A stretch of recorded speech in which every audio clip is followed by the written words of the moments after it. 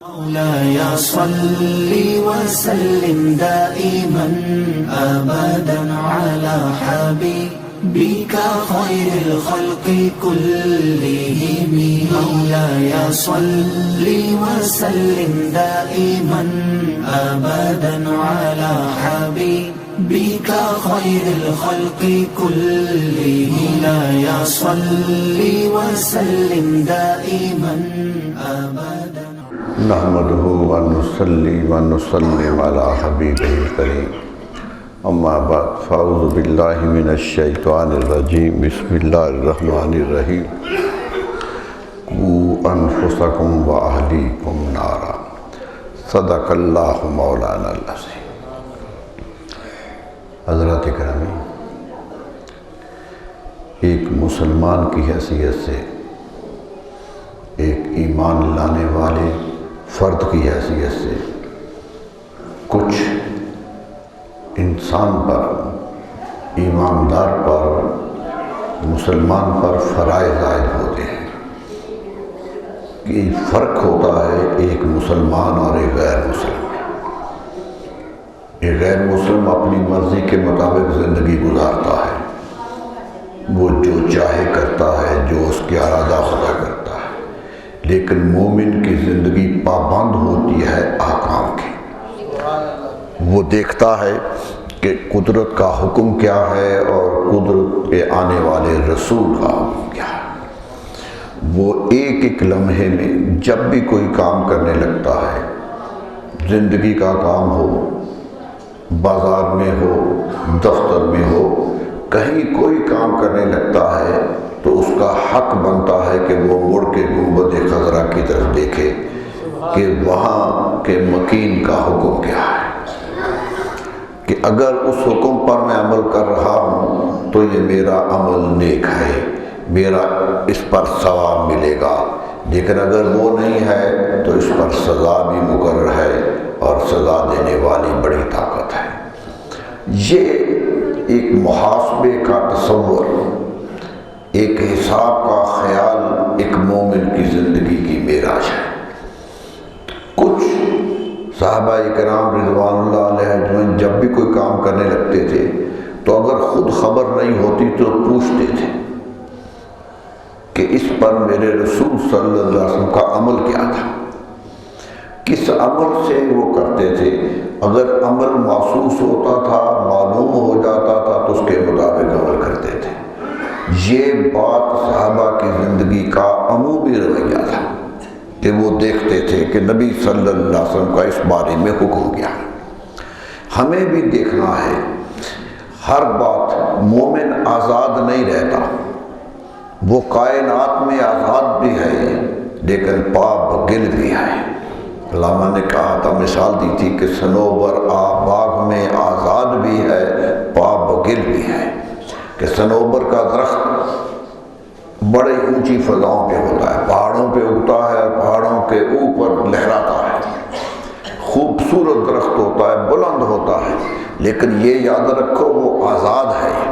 اس کی فضا، ٹہنیاں، پتے آزادی سے گھوم رہے ہیں، لیکن یاد رکھو اس کی جڑیں زمین میں ہیں، زمین میں، مٹی میں بھی جڑا ہوا ہے. اگر یہ آزادی مٹی کی قید سے آزاد ہو جائے تو پھر آزادی نہیں رہے گی، موت ہو جائے گی. پھر وہ مر جائے گا، مرجھا جائے گا. وہ زندہ تبھی ہے کہ جب اس کا نیچے کا دامن مٹی میں جکڑا ہوا.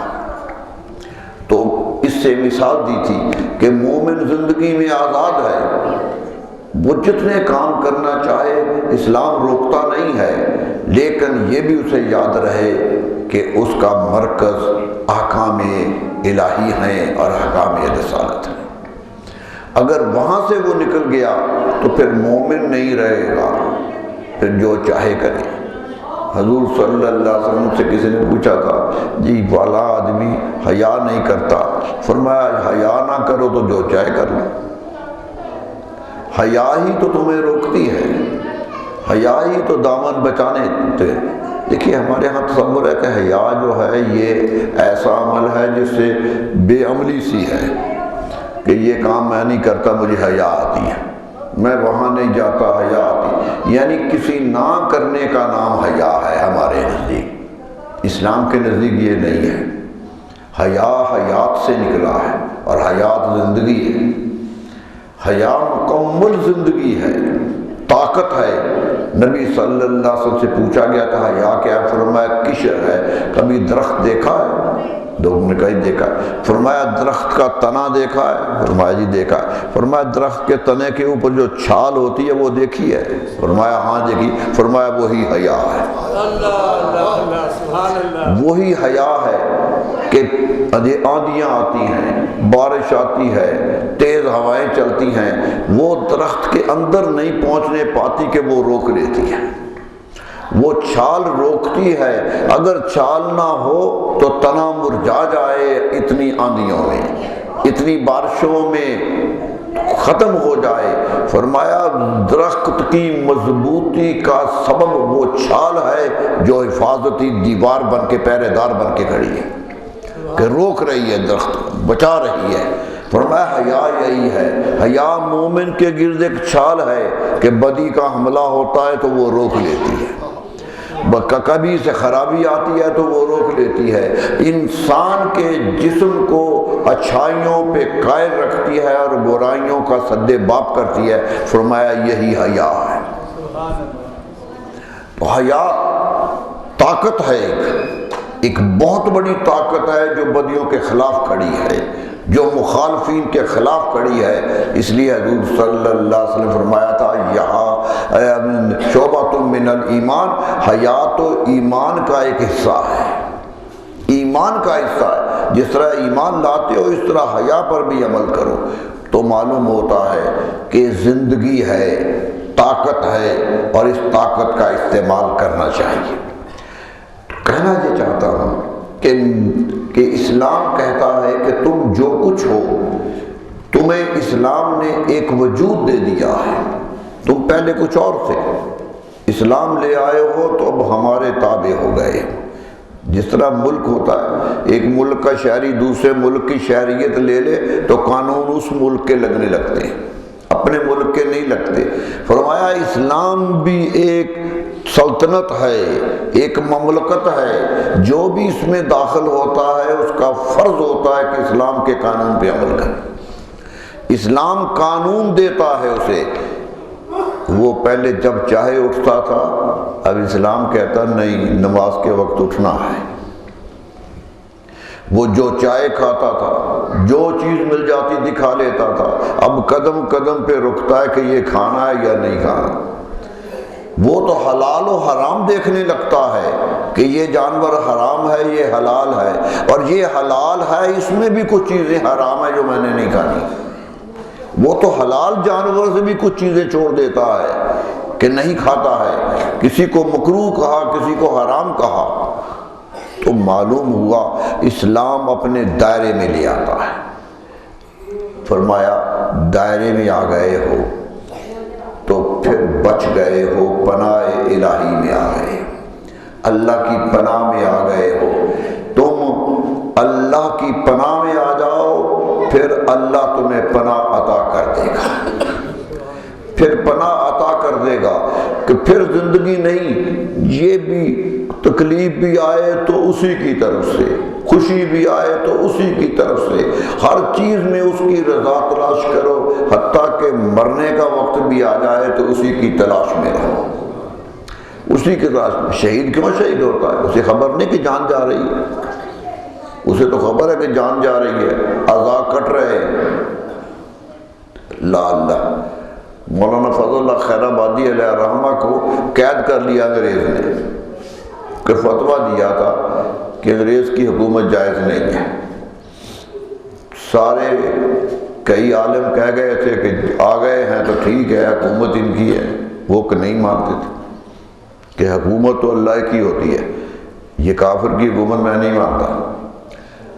گرفتار ہو گئے، قید کر دیا۔ اتنا بڑا آدمی کہ دلی کے بازاروں میں چلے تو انسانوں کا گروہ ساتھ چلتا تھا، اور اتنی بڑی طاقت تھی ان کے ہاں، کالا پانی بھیج دیا، قید کر دیا، اور قید کر کے یہ کہا کہ جو وہاں افسر رہتے ہیں ان کے جو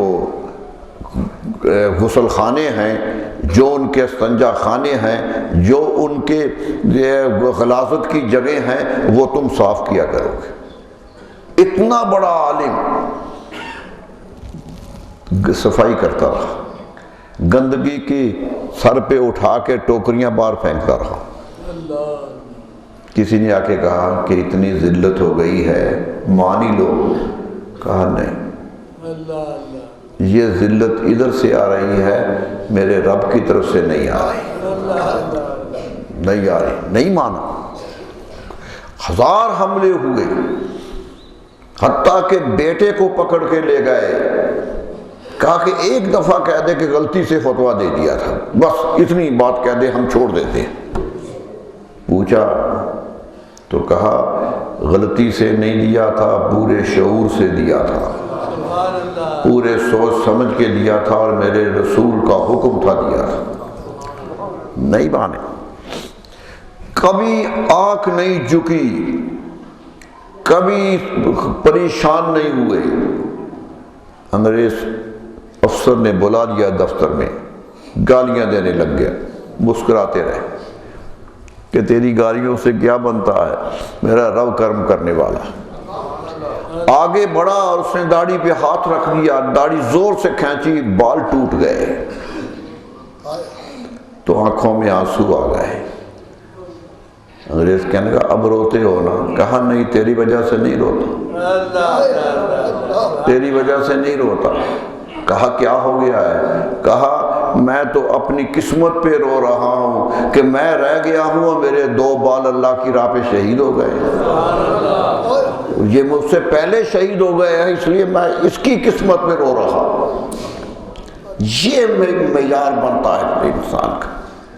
پھر انسان آخر علماء نے زور لگایا، انگریز حکومت کو قائل کیا، اور قائل حکم لے لیا کہ چھوڑ دیا جائے۔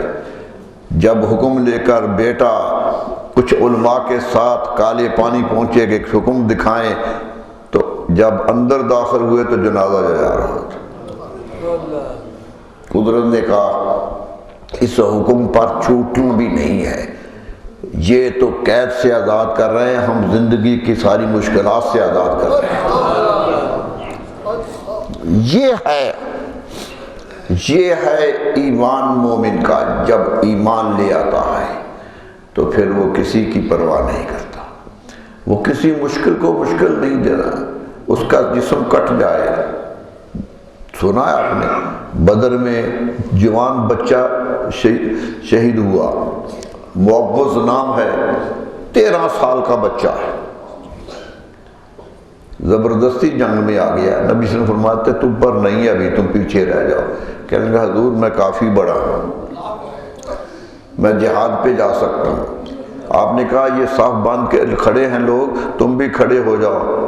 تو اپنی پاؤں کی انگلیوں پہ کھڑا ہو گیا کہ قد برابر ہو جائے۔ ارے شہادت تھی سامنے، موت سامنے نظر آ رہی تھی۔ ماں نے کہا تھا بیٹا میرا شوہر نہیں ہے، میرا بھائی نہیں ہے، رسول اللہ جنگ کے لیے آدمی مانگ رہے ہیں، تم ہی دونوں میرے ہو۔ 2 ہی بیٹے ہیں، دونوں کو بھیج دیا، دونوں کو بھیج دیا۔ جنگ میں شہید، بدر کی جنگ میں 313 میں یہ 2 جوان بھی ہیں، یہ 2 جوان بھی ہیں، 12-13 سال کی عمر کے 2 بچے بھی شامل ہیں، اور ایک تو شہید ہو گیا حضرت معوذ، اور شہید بھی ہوئے ابو جہل کو مار کے۔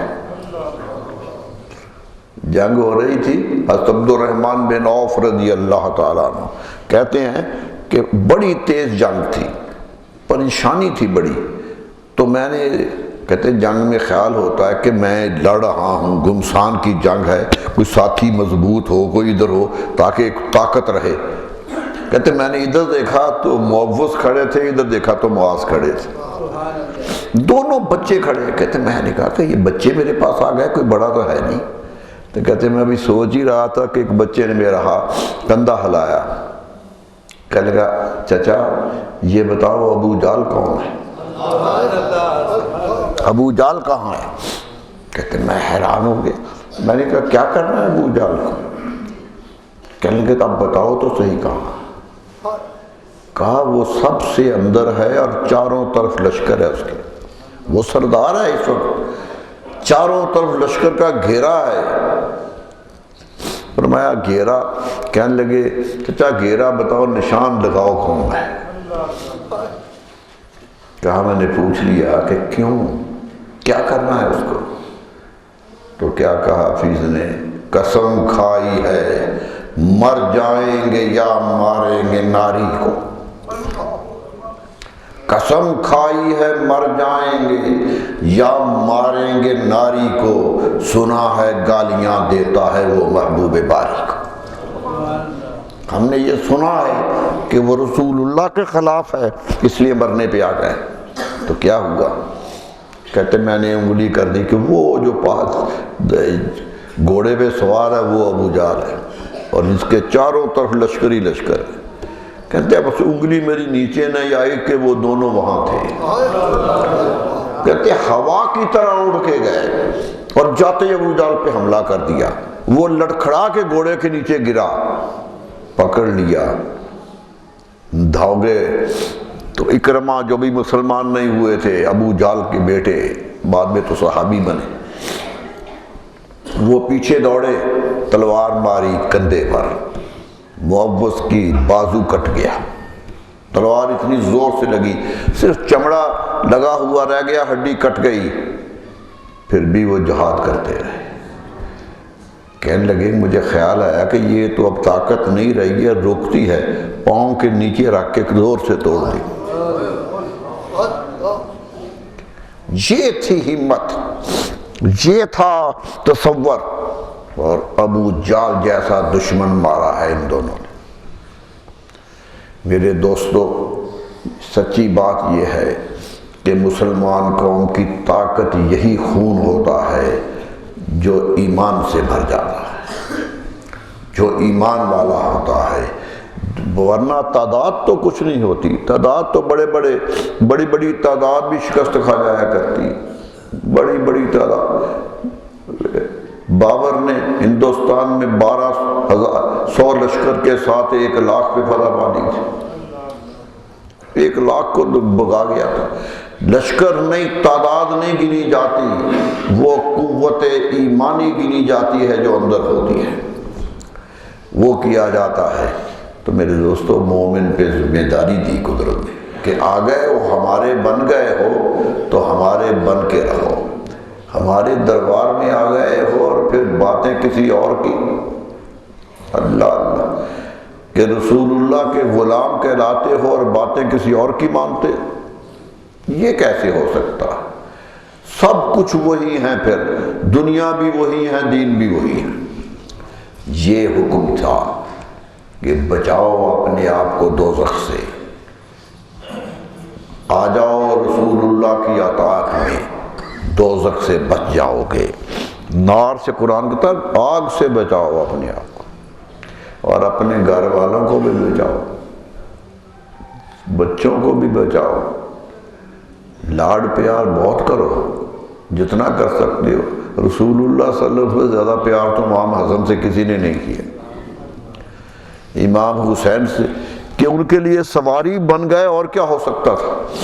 خاتم الانبیاء ہو کر اپنے کندھے پہ بٹھا دیا، سجدے میں گئے وہ پیچھے بیٹھ گئے تو سجدہ لمبا کر دیا، پیار کیا تو اتنا کیا، لیکن ایک کھجور کا لقمہ آ گیا امام حسن کے منہ میں جو جائز نہیں تھا، رسول اللہ صلی اللہ علیہ وسلم نے منہ پکڑ کے انگلی سے نکال دیا، فرمایا بیٹا یہ تیرے لیے نہیں، یہ تیرے لیے نہیں ہے۔ معلوم ہوا آج بھی میں سمجھتا ہوں کہ اگر نبی صلی اللہ علیہ وسلم کے ہاتھ اٹھے ہوتے کہ یا اللہ میرے دونوں نواسے ہیں بچا لا، تو کوئی دنیا کی طاقت انہیں شہید نہ کر سکتی۔ خبر تھی انہیں شہید ہونے والے ہیں، جانتے تھے شہید ہونے والے ہیں، لیکن اس لیے خاموش رہے کہ یہی ان کا امتحان تھا، اور مومن امتحان سے گھبراتا نہیں ہے، دعائیں کرتا ہے کہ اللہ ایسے امتحان میں نہ ڈالے جو برداشت کے قابل نہ ہو. ایسا نہ ہو جائے کہ برداشت ہمت ٹوٹ جائے، لیکن امتحان کے منزل پہ جب آ جائے تو پھر نہ تڑپتا ہے نہ روتا ہے.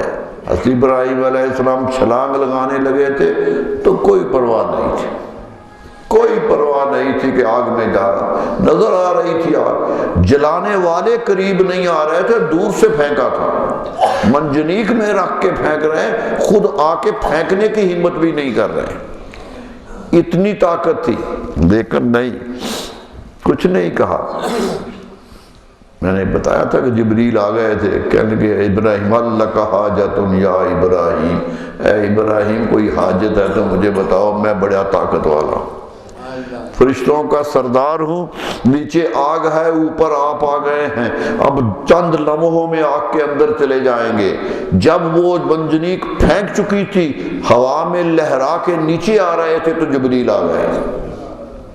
کہا تھا کہ حل لک حاجت یا ابراہیم، اے ابراہیم کوئی حاجت ہے تو مجھے بتاؤ، میری تو طاقت ہی بڑی ہے، میری تو رفتار ہی بڑی ہے.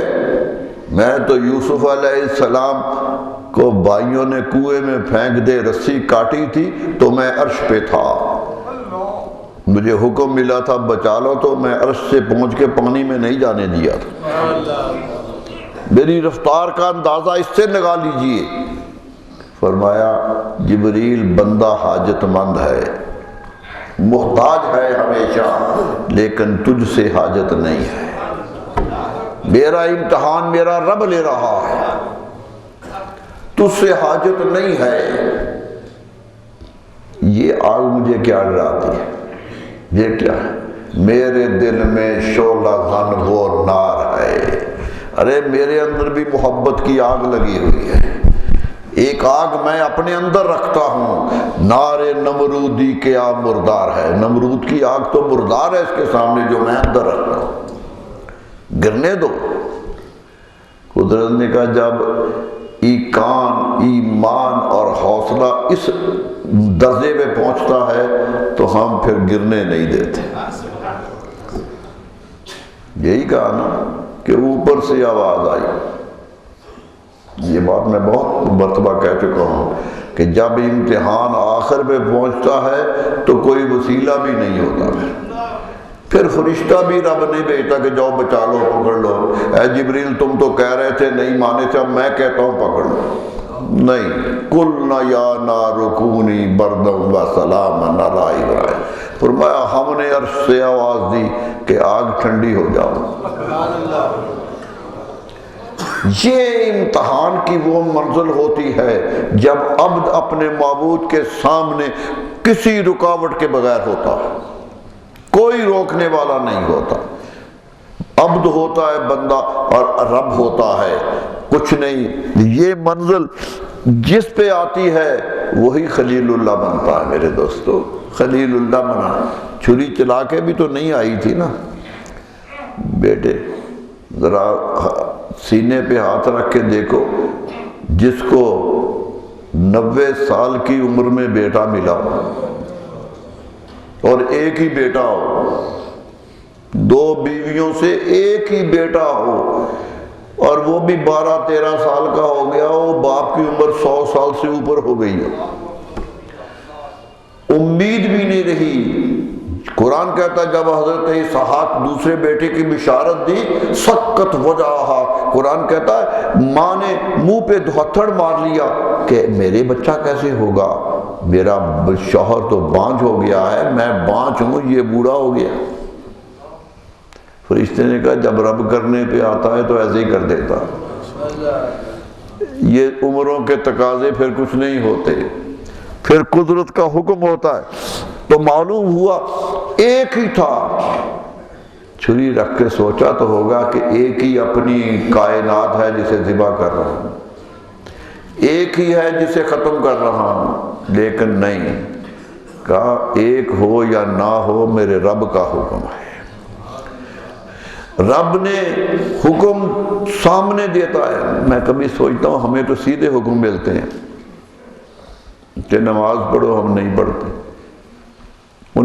ہمیں تو سیدھا قربانی کا حکم ملا، ہم نہیں کرتے، انہیں تو حکم بھی نہیں ملا تھا، اشارہ ملا تھا، اور وہ بھی خواب میں، جیتے بھی نہیں، جاگتے ہوئے بھی نہیں ملا تھا۔ جب امتحان اس لیول پہ آ جائے، جب فرما برداری اس مرتبے پہ پہنچ جائے، تو پھر قدرت کہتی ہے تو میرا ہے۔ فَنَادَيْنَاهُ أَن يَا إِبْرَاهِيمُ، فرمایا ہم نے پکارا کہ ابراہیم رک جا، ہم نے پکارا۔ یہ ہے مقام عظمت۔ میرے دوستو، انسان کو اپنے آپ کو بچا لینا چاہیے۔ قدم قدم پہ دوزخ پکار رہا ہے، قدم قدم پہ شیطانی قوتیں پکار رہی ہیں۔ انسان کا کام یہ ہے کہ ان کے اندر سے گزرے اور اپنا دامن بچا کے گزرے۔ بعض میں گوئی کے دامن ترم کن ہوشیار بات، شیخ سعدی کہتے ہیں دریا میں پھینک کر بھی حکم دیتا ہے کہ خبردار پانی نیچے ضرور ہے، پانی میں جا بھی رہے ہو مگر کپڑے گیلے نہیں ہونے چاہیے۔ یہ گناہوں کا سمندر ہے، دنیا گناہ کا ایک پھیلا ہوا سمندر ہے۔ اس میں جو بچاتا ہے اپنے آپ کو، جو گناہ سے بچتا ہے، قدرت اسے توفیق دے دیا کرتی ہے، قدرت اس کی مدد کر دیا کرتی ہے، پھر وہ چیزوں سے بچتا ہے۔ شرط یہ ہے کہ وہ اپنے آپ کو بچانے پر آمادہ ہو جائے۔ قرآن تک بچاؤ اپنے آپ کو۔ سوال آتا ہے کہ دوزخ تو اللہ دے گا، جس کی سزا دینی ہو دوزخ دے گا، لیکن قرآن کہتا ہے تم بچاؤ اپنے آپ کو، حکم دیا۔ معلوم ہوا قدرت کہہ رہی کہ ہم نہیں دوزخ دیں گے، تمہارے اعمال دیں گے، تمہاری نافرمانیاں دوزخ دیں گی، ہم تو دوزخ میں نہیں پھینکنا چاہتے۔ حضور صلی اللہ علیہ وسلم ایک جنگ سے واپس آ رہے تھے، صحابہ ساتھ سے، مدینہ منورہ کی گلیاں آ گئیں۔ اللہ اللہ کیا منظر ہوگا، رسول اللہ صلی اللہ علیہ وسلم مدینہ میں داخل ہو رہے ہیں۔ ایک عورت تنور پہ روٹیاں لگا رہی تھی، رسول اللہ صلی اللہ علیہ وسلم پاس سے گزرے، اس نے دیکھ لیا کہ میرا رسول گزرا ہے۔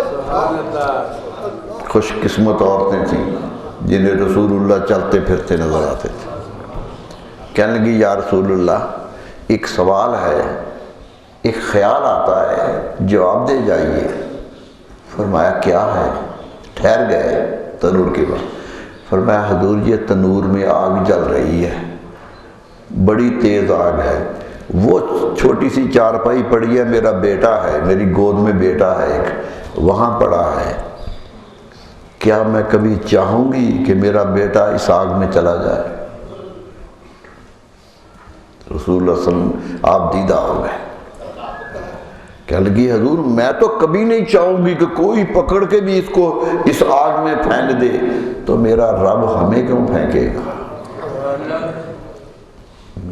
ماں کے دل میں خیال آ گیا، عورت بول پڑی۔ ربی صلی اللہ علیہ وسلم فرمایا گواہ رہنا میرا رب اس سے زیادہ رحیم و کریم ہے جتنی ایک ماں اپنے بیٹے پر ہے، وہ زیادہ رحم کرنے والا ہے، وہ تم سے بھی زیادہ اپنے بندوں سے پیار کرتا ہے۔ لیکن کیا کیا جائے، بندے تو ہاتھ چھڑا چھڑا کے دوزخ میں جا رہے ہیں، یہ تو خود دوزخ کا سامان کرتے ہیں۔ اس لیے فرمایا تم بچو دوزخ سے۔ معلوم ہوا انسان کے بس میں ہے کہ دوزخ سے بچ جائے، انسان کے بس میں ہے کہ وہ نیک اعمال کر کے دوزخ سے بچ جائے۔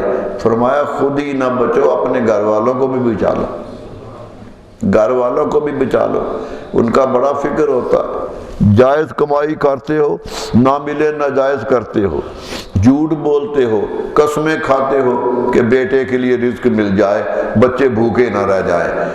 ایک ماں ایک باپ بچے کو بھوکا نہیں دیکھنا چاہتی، ہر قسم کا عیب استعمال کر لیتی ہے اس کے لیے۔ فرمایا کوئی سوچا ہے کیوں کرتے ہو کہ بیٹا آرام سے رہے، تکلیف میں نہ ہو؟ تو کبھی اس کی وہ تکلیف دیکھی ہے جو دوزخ کی تکلیف ہے؟ کبھی وہ بھی تو دیکھو کہ وہاں تم بھی جانا ہے، اگر بادامنی کرو گے تو اس نے بھی جانا ہے، اگر اسے جانے سے بچانا ہے تو دنیا کی آگ میں چھلانگ لگائے تو بیٹے کا دامن پکڑ لیتے ہو، اگر وہ زبردستی جانا چاہے تو جھٹک دیتے ہو، اور اگر پھر بھی زبردستی کرے تو مارتے بھی ہو کہ یہ یہاں نقصان ہو جائے گا، ارے مار مار کے آگ سے بچاتے ہو، اس دوزخ سے کیوں نہیں بچاتے جس میں یہ تمہاری پیاری اولاد جانے والی ہے؟ یہ اولاد وہاں جائے گی، کیوں نہیں اپنے آپ کو بچاتے؟ کیوں نہیں اولاد کو بچاتے؟ پالو بچوں کو اس طرح پالو کہ رزق حلال سے پالو، اعمال صالح کے سائے میں پالو، محبتوں کے ساتھ پالو۔ بیٹے کا بگڑنا قصور ہوتا ہے، باپ کا قصور ہوتا ہے کہ تم نے برائی کی ہے۔ مولانا روم نے بڑی اچھی کہانی لکھی، مصنوی میں وہ حکایتیں بیان کر کے کہتے ایک باپ تھا، بہت بڑا عہدیدار تھا، اس کا باپ تھا بوڑھا ہو گیا تھا، بہت کمزور، اٹھنا بیٹھنا بھی مشکل تھا، تو وہ گزرتا تھا سلام کر کے اپنے دفتر چلا جاتا تھا۔ ایک دن گزرنے لگا تو باپ نے آواز دی کہ بیٹا ایک بات سن جاؤ۔ کہنے لگا ابا جان جلدی دفتر کی ہوتی ہے، آپ آوازیں دیتے رہتے ہیں، پھر یہ ہوتا ہے۔ اس نے پھر کہا کہ بیٹا ایک بات تو سن جاؤ۔ کہا کیا؟ کہا بیٹا سردی زیادہ آ گئی ہے، مجھے سردی بڑی لگتی ہے، کمبل نہیں ہے میرے پاس، رات کو مجھے نیند نہیں آتی، سردی میں تڑپتا ہوں، کچھ خیال کرو۔ کہنے لگا اچھا کر دوں گا۔ اپنے بیٹے کو بلایا، چھوٹے کو، کہنے لگا بیٹا وہ جو پرانا کمبل اندر پڑا ہے نا پھٹا ہوا، وہ دادا کو دے دینا، وہ دے دینا جو پڑا ہوا ہے۔ بیٹا انجان تھا لیکن بات سمجھ گیا کہ یہ باپ نے کیا کہا۔ اس نے کینچی لی اور کمبل آدھا کر دیا اور آدھا دادا کو دے آیا۔ اگلے دن گزرنے لگا تو باپ نے آواز دی کہ بیٹا بات سنو۔ کہنے لگا ابا جان کمبل تو دے دیے تو پھر بھی اب آوازیں دیتے جا رہے ہیں، جلدی نہیں ہوتا ہوں میں۔ کہنے لگا بیٹا یہ پورا نہیں آتا مجھے، سر ڈھانپتا ہوں تو پاؤں ننگے ہو جاتے ہیں، بری حالت ہے میری۔ کہنے لگا تو یہ تو بہت بڑا کمبل تھا۔ انہوں نے کہا دیکھ لو۔ بیٹے کو بلایا کہ بیٹا یہ کیا کیا تم نے؟ کہنے لگا ابا جان مجھے خیال آیا تھا آپ نے بھی تو بوڑھا ہونا ہے، آپ نے بھی تو بوڑھا ہونا، میں اس وقت بازار سے کیوں خریدوں، یہی کیوں نہ رکھ لوں؟ میں نے آدھا اسے دے دیا تھا، آدھا تمہارے لیے رکھ لیا تھا۔ مولانا روم کہتے یہ عمل کرتے ہوئے سوچو کہ کل تم اسی منزل پر آؤ گے، سوچو کہ وہ منزل کب آئے گی۔ اولاد کو بڑوں کا ادب سکھاؤ گے تو وہ تمہارا بھی ادب کریں گے، اگر نہ سکھاؤ گے کسی کو گالی دو۔ محدثین کہتے جب باپ بیٹے کو کہتا ہے کہ فلاں بہت برا ہے اور اسے گالی دینے کا کہتا ہے تو وہ گالی کسی دن باپ کے سر پہ بھی آتی ہے، کہ گالی دینے کی اسے عادت پڑتی ہے۔ اور اگر کہا جائے کہ بیٹا یہ تمہارا گالی دینے کا حق نہیں ہے اور اسے نہیں دینی آتی تو پھر زندگی بھر نہیں دینی آتی۔ یہ کہاں سے بچے گالی سیکھتے ہیں؟ گھر سے سیکھتے ہیں، ماحول سے سیکھتے ہیں۔ قرآن پکار پکار کہا ہے اپنے آپ کو بھی بچاؤ اور اپنے بچوں کو بھی بچاؤ، بچاؤ اپنے بچوں کو دوزخ کی آگ سے۔ دوزخ کی آگ پھر کسی کا لحاظ نہیں کرے گی، پھر تم چیخو گے بھی تو وہ لحاظ نہیں کرے گی۔ میرے دوستو حقیقت یہ ہے آج کا معاشرہ خراب ہو رہا ہے کہ فرائض نہیں انجام دیے جا رہے، ایک ایک لقمے پہ پہرا لگاؤ کہ حلال کا ہونا چاہیے، ایک ایک لفظ پر گالی مت دو سامنے۔ لوگ تو کہتے تھے کہ برائی کرنی نہیں ہے، اس لیے میں برائی نہیں کرتا کہ صاحب اولاد ہو گیا ہوں، کر لیتا تھا اب ڈرتا ہوں کہ یہ بیٹا بھی کرے گا۔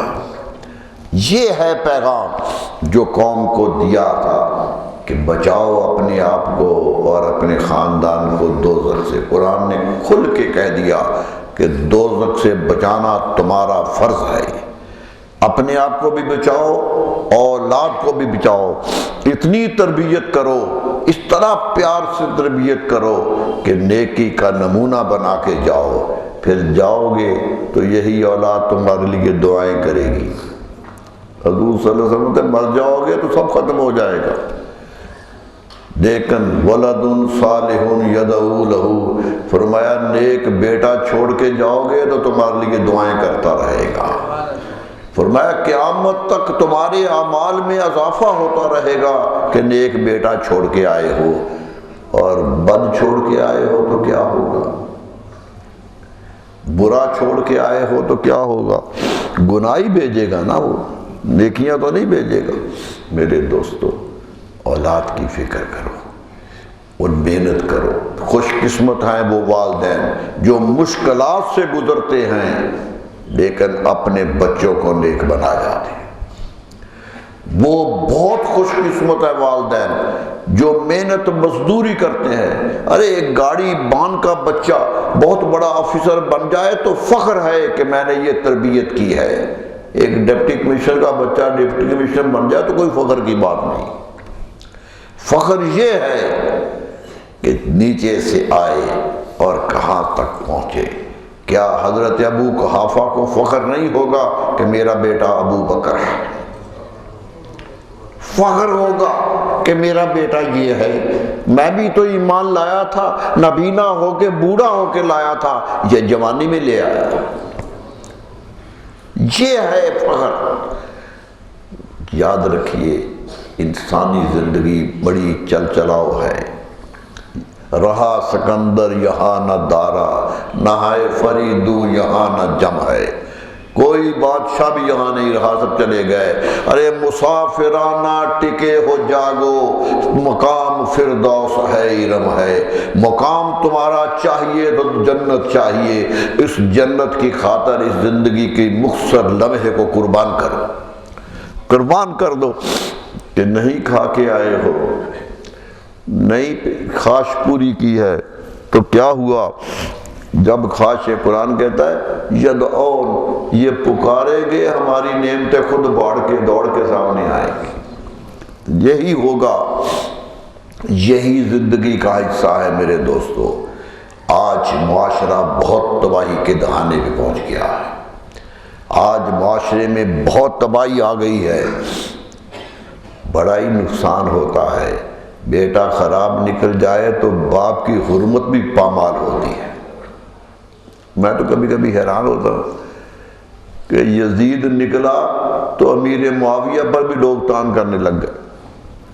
ارے صحابی رسول ہیں، اتنے بڑے ہیں، بیٹا برا ہو جائے تو باپ کے لیے مسئلہ بنتا ہے۔ سوچ لیجئے کہ اگر ایسے بیٹے ہوں، اتنا بڑا صحابی جسے رسول اللہ صلی اللہ علیہ وسلم فخر سے صحابی کہتے تھے، ان کے لیے تاریخ میں ایک مسئلہ بن گیا۔ سوچ لیجئے کہ ہمیں اپنی اولاد کو کیا بنانا ہے، اپنی اولاد کو کیا کرنا ہے۔ یہی اولاد قیمتی ہے۔ کتنا خوش قسمت ہوگا انسان جس کے سارے بیٹے جنت کے حقدار بنیں گے، سارے بیٹے جنت کے حقدار بنیں گے۔ وہ کہاں ہوگا؟ وہ کتنا خوش قسمت ہوگا وہ شوہر جس کی بیوی بھی جنت میں ہوگی، اور کتنے خوش قسمت ہوں گے وہ عورتیں جن کے شوہر بھی وہاں ہوں گے۔ یہ ہے خوش قسمتی کی دلیل۔ میرے دوستو زندگی میں تباہی سے بچنے کا ایک ہی طریقہ ہے کہ اپنے نبی صلی اللہ علیہ وسلم پر دامن تھام لیجیے، اپنے نبی صلی اللہ علیہ وسلم کا دامن۔ بیٹے کو کہیے کہ بیٹا یہ کام اس لیے نہیں کرنا ہے کہ میرے رسول نے نہیں کیا تھا۔ پیغام دیجئے، اس کے دل میں محبت رسول ڈالیے، اس کی رگوں میں محبت ڈالیے تاکہ وہ اور آگے نکلے اور محبت کرنے والا بنے۔ میرے دوستو یہی زندگی کا حصہ ہے۔ حضرت بابا فرید گنج شکر کے پوتے تھے تاج سرور، پوتے تھے۔ چشتیاں میں جہاد ہو رہا تھا، بابا جی نے پوتا بھیج دیا اور جا کے شہید ہو گیا۔ آج چشتیاں ان کے نام پہ نم عظمت لیے ہوئے ہے کہ ایک جوان بیٹا آیا تھا، لڑتے لڑتے شہید ہو گیا تھا۔ آج ان کا ذکر آئے تو حضرت بابا جی کا کیا سر فخر سے بلند نہیں ہوتا ہوگا کہ یہ میرا پوتا ہے جس نے اسلام پر جان دے دی ہے۔ یہ ہے فخر۔ اللہ اللہ۔ ایک بات کہنا چاہتا ہوں، وقت زیادہ ہو رہا ہے۔ خنسا ایک عورت ہے، جہادی شاعر ہے، بہت بڑی شاعر ہے۔ میں کہہ سکتا ہوں کہ 14 صدیوں میں اس سے بڑی عورت شاعر عربوں نے پیدا نہیں کی۔ سب سے بڑی مرثیہ گو شاعر ہے۔ قبیلے کی سردار تھی، بہت جوان تھی، بڑے بڑے اسے شادی کے لیے ترستے تھے کہ اسے شادی ہو جائے۔ صحرا کی ایک جوان خوبصورت عورت، اور زبان جس کی چلتی تھی، شعر کہتے تھے تو فضاؤں میں پھیلتا تھا۔ مسجد نبوی میں آئی، رسول اللہ صلی اللہ علیہ وسلم نے جب اعلان نبوت کیا تو سنتی رہی، صحرا میں رہتی تھی۔ مدینہ منورہ چلے گئے تو وہاں آئی، مسجد نبوی کے دروازے میں داخل ہوئی، قد تھا، شکل و صورت تھی، جوان عورت تھی۔ اندر داخل ہوئی، نبی صلی اللہ علیہ وسلم دیکھا تو اتنی شہرت تھی کہ پہچان لیا فوراً کہ یہ خنسا آئی ہے۔ سبحان اللہ، سبحان اللہ۔ پہچانا کہ خنسا آ رہی ہے۔ رسول اللہ صلی اللہ علیہ وسلم اپنے منبر سے اٹھے اور فرمایا ہی یا خناس، خوش آمدید کہتا ہوں اے خناس تجھے میں، خوش آمدید کہہ کے بلایا۔ یہ قدر و قیمت تھی اس کی۔ کہنے لگی میں نے سنا ہے آپ نے دعوی نبوت کیا ہے۔ آپ نے کہا کیا؟ کہا بتائیے مجھے کیا ہے۔ سبحان اللہ۔ پڑھی لکھی تھی، حضور صلی اللہ علیہ وسلم نے بتایا کہ یہ ہے۔ کہنے لگی پھر گواہی دے دے کہ میں مسلمان ہو گئی، گواہی دے دے کہ میں مسلمان ہوں، اسلام قبول کر لیا۔ آپ نے کہا اگر مدینہ میں رہنے چاہو تو میں گھر بھی لے دیتا ہوں۔ کہنے لگی نہیں، صحرا ہی اچھا لگتا ہے مجھے، جنگل میں رہنا ہی اچھا لگتا ہے، اونٹوں کے ساتھ پھرنا ہی اچھا لگتا ہے۔ چلی گئی۔ 4 بیٹے تھے اس کے، ایک ستیلا بھائی تھا، سخر نام ہے، وہ اسلام سے پہلے مارا گیا تھا ایک جنگ میں۔ تو خنسا ساری عمر اپنے اس ستیلے بھائی کے مرثیے لکھتی رہی، اس سے بہتر مرثیہ کسی نے نہیں لکھا۔ خنسا مرثیہ کی امام ہے عربوں میں، ستیلے بھائی پر لکھا مرثیے لکھتے رہی، ساری عمر لکھتی رہی، اور آج بھی عربی ادب کا طالب علم وہ مرثیے پڑھتا ہے۔ اتنے عمدہ مرثیے ہیں، اتنی خوبصورت سے تعریف کرتی ہے اس کی۔ اسلام لے آئی، 4 بیٹے تھے، جنگ قادسیہ ہوئی، جنگ قادسیہ میں 4 بیٹوں کو بھیج دیا کہ جاؤ جنگ لڑو اسلام کی، اور اللہ کا کرنا یہ 4 شہید ہو گئے، 4 شہید ہو گئے۔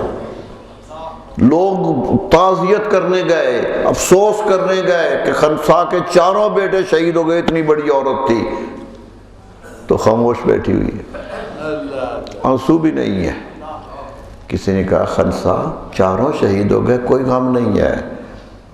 فرمایا الحمدللہ الذی عزنی، فرمایا اللہ کا شکر ہے جس نے مجھے بیٹوں کی شہادت کی عزت دی ہے، جس نے میرے چاروں کے چاروں ہی قبول کر لیے، ایک لفظ نہیں کہا، ایک گلہ نہیں کیا، پوری زندگی بعد میں رہی، ایک مرثیہ نہیں لکھا۔ کسی نے کہا بھائی پر تو بڑے لکھتی تھی، بیٹوں پر نہیں لکھا۔ فرمایا بھائی بھی اسی طرح جاتا تو نہ لکھتی۔ یہ شہادت لے گئے ہیں۔ میرے دوستو، اسلام یہ حوصلہ دیتا ہے۔ یہ حوصلہ دیتا ہے، کامیابیوں کی دلیل بنتا ہے۔ آج بھی تاریخ اس کا نام لے کے فخر محسوس کرتی ہے۔ میرے دوستو، حقیقت یہ ہے، اتنی بڑی شاعرہ، میں صرف آپ کو ایک مثال دے دوں کہ عکاس کا میلہ ہوتا تھا حج کے دنوں میں عرفات کے میدان میں، عربوں کے ہاں خرید و فروخت بھی ہوتی تھی، مقابلے بھی ہوتے تھے، کشتیاں بھی ہوتی تھی، جس طرح میلہ لگتا ہے۔ 7 دن کا میلہ لگتا تھا جاہلی شاعری میں، اس میں شعروں کا مقابلہ بھی ہوتا تھا، بڑے بڑے شاعر آتے تھے مقابلے، جس کا قصیدہ سب سے اچھا ہوتا تھا وہ سونے کے پانی سے ریشمی کپڑے پر لکھ کر کعبے پہ لٹکایا جاتا تھا۔ 7 قصیدے لکھے گئے، اسے ہم معلقات کہتے ہیں۔ اتنے بڑے بڑے قصیدے لکھے گئے، مقابلے میں بڑے بڑے شاعر آئے۔ خنسا بھی مقابلے پہ گئی، جاہلی دور میں گئی، اور حضرت حسان مدینہ سے مقابلے پہ آئے، ابھی اسلام نہیں پہنچا تھا، اور آج تاریخ حیران ہے کہ خنسا جیت گئی حضرت حسان کو۔ اتنی بڑی شاعرہ تھی کہ مقابلے میں جیت کے گئی، ججوں کا فیصلہ یہ تھا کہ یہ بڑی شاعرہ، خود حسان کہتے تھے خنسا جیت گئی مجھ سے۔ میرے دوستو، اتنی بڑی شاعر، زبان دان، لیکن ایک بات نہیں کی، گلہ نہیں کیا، کیوں کہ اسے خبر ہو گئی تھی کہ یہ اللہ کی امانت ہے۔ یہ ہے تربیت، اسلام یہ چاہتا ہے کہ یہ تربیت ہو، غم ہوتا ہے وہ ہو بھی۔ متمم بن نویرہ شاعر تھا، اس کا بھائی مالک بن نویرہ حضرت خالد کے ہاتھوں شہید قتل ہو گیا تھا۔ مالک بن نویرہ نے زکوٰۃ دینے سے انکار کر دیا تھا، اسلام قبول کر کے زکوٰۃ سے انکار کر دیا۔ حضرت صدیق اکبر نے لشکر بھیجا، حضرت خالد بن ولید گئے، اور مالک بن نویرہ سردار قبیلے کا تھا، اپنے بنو یربوع کا سردار تھا، لیکن قتل ہو گیا۔ بہت بڑا تاریخ کا واقعہ ہے، تاریخ اسلام پڑھیے تو مالک بن نویرہ کا ذکر آتا ہے۔ اس کا بھائی متمم چھوٹا سا قد تھا، بھائی سے ملتا ہی نہیں تھا، ساری عمر مرثیہ کہتا رہا، مرثیہ کہتا رہا۔ حضرت فاروق اعظم نے بلایا کہ متمم، جس جنگ میں تیرا بھائی مارا گیا تھا تو مرثیہ لکھتا ہے، انہی جنگوں میں میرا بڑا بھائی زید بھی شہید ہوا تھا، زید بھی شہید ہوا تھا، ایک قصیدہ میرے بھائی کے لیے بھی لکھ دے، ایک نظم میرے بھائی کی، مجھے بھی دکھ ہے۔ کہتا کہ لکھ لاؤں گا، لکھ لایا۔ حضرت عمر بڑے سمجھدار سے پڑھا، کہا یہ وہ تو نہیں ہے جو تو بھائی کے لیے لکھتا ہے، اس میں وہ جوش تو نہیں ہے۔ کہنے لگا جی یہ آپ کا بھائی تھا، میرا بھائی تو نہیں تھا، بھائی کا درد زیادہ تھا مجھے۔ آپ نے فرمایا متمم، میں نے تو بھائی کا کوئی مرثیہ نہیں لکھا، میرا بھائی بھی شہید ہوا تھا، تو بڑے لکھتا ہے۔ تو ایک جملہ کہا متمم نے کہ امیر المومنین، اگر میرا بھائی بھی آپ کے بھائی کی طرح شہید ہوا ہوتا تو میں کبھی مرثیہ نہ لکھتا۔ معلوم ہوا انہیں غم ہوتا تھا تو اس لیے کہ اسلام سے ہٹ کے گئے ہیں، اسلام پر جائیں تو فخر ہوتا تھا۔ یہی قوم کی نصیحت ہے۔